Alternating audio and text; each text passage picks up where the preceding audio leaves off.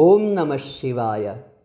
ವೀಕ್ಷಕರೇ, ಇವತ್ತು ಒಂದು ವಿಶೇಷ ದೇವಸ್ಥಾನ, ಮಾಟ ಮಂತ್ರ ನಿವಾರಣೆ ದೇವಸ್ಥಾನದ ಬಗ್ಗೆ ತಿಳಿಸ್ತೇನೆ.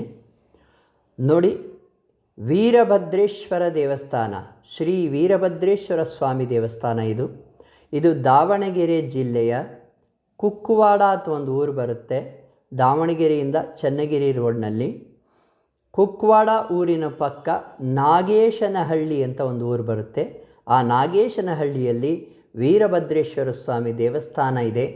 ಇಲ್ಲಿ ಮಾಟ ಮಂತ್ರ ನಿವಾರಣೆಗೆ ವಿಶೇಷ ಆಚರಣೆಯನ್ನು ಮಾಡ್ತಾರೆ.